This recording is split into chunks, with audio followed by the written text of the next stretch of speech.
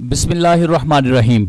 जो मुहद्दिसीन किराम का के अलकाबात का सिलसिला, उनके तलफ़्फ़ुज़, उनकी तारीख़ और उनके असबाब वजूहात पर जो हमने सिलसिला शुरू कर रखा है, उनमें से आज जिस पर बात होगी वो है अल-क़त्तान। अल-क़त्तान तलफ़्फ़ुज़ के साथ जो सबसे ज़्यादा शख्सियत मारूफ है मैदान हदीस के अंदर, वो है इमाम अबू सईद यहया बिन सईद बिन फर्रुख अल-हनफी क़त्तान बसरी रहमहुल्लाह।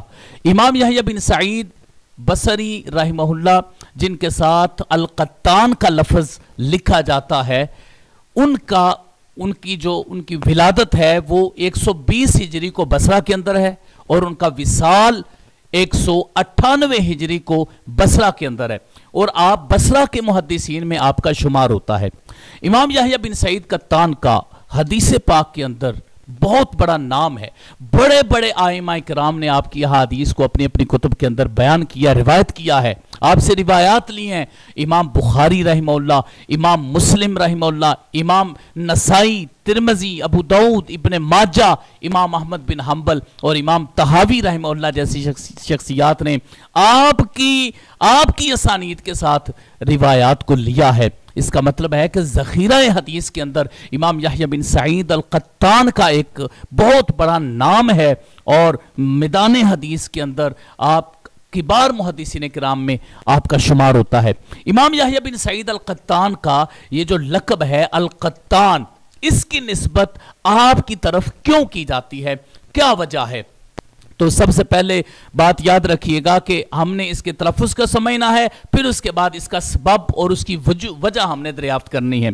तो इसका तलफ़्फ़ुज़ क्या है? अल-क़त्तान। इसके बारे में उलमाए ज़ी इहतिशाम ये फरमाते हैं, अल-क़त्तान बिफ़त्हिल क़ाफ़ व तशदीद ता। अल-क़त्तान यानी काफ के फतह के साथ और ता के ऊपर शद और फतह के साथ अल-क़त्तान, और आखिर में नून है।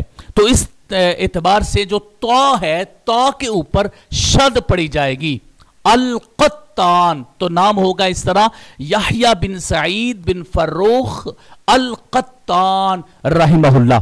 तो ये इसका तलफ़्फ़ुज़ था। अब ये निस्बत जो की जाती है इमाम यहया बिन सईद अल-क़त्तान की, ये किसकी तरफ की जाती है?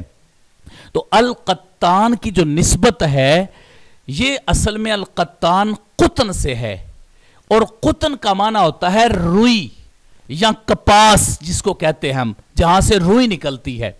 तो क़ुतन जो है ये रुई या कपास के लिए बोला जाता है, और जो अल-क़त्तान का लफ्ज़ है ऐसे शख्स को कहते हैं जो रुई या कपास का काम करता हो या फिर उसका कारोबार करता हो, खरीदो फरोख्त करता हो, तो उसको अल-क़त्तान कहा जाता है।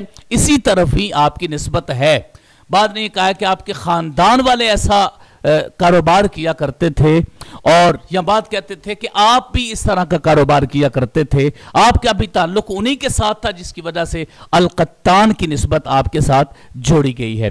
इसके हवाले से इमाम अबू साद समानी रहमहुल्लाह क्या फरमाते हैं? वो फरमाते हैं, हाज़िहि निस्बतु इला बैइल क़ुतन वश्तुहिरा बिहा जमाअतुन। वो फरमाते हैं कि ये निस्बत है रुई के कारोबार के साथ, और इसके साथ मुहद्दिसीन किराम की एक पूरी जमात है जो बड़ी मारूफ है, जिनके लिए अल-क़त्तान का लफ्ज़ बोला जाता है। इमाम यहया बिन सईद क़त्तान रहमहुल्लाह के अलावा जिन शख्सियात के लिए अल-क़त्तान का लफ्ज़ बोला गया है, उनमें अबू बकर मुहम्मद बिन हुसैन अल-क़त्तान, अबू इसहाक इब्राहिम अल-क़त्तान, अबुल हुसैन अल-क़त्तान और अबुल हसन अली अल-क़त्तान, ये वो शख्सियात है जिनके साथ अल-क़त्तान का लफ्ज़ जो है वो लक़ब बोला गया है।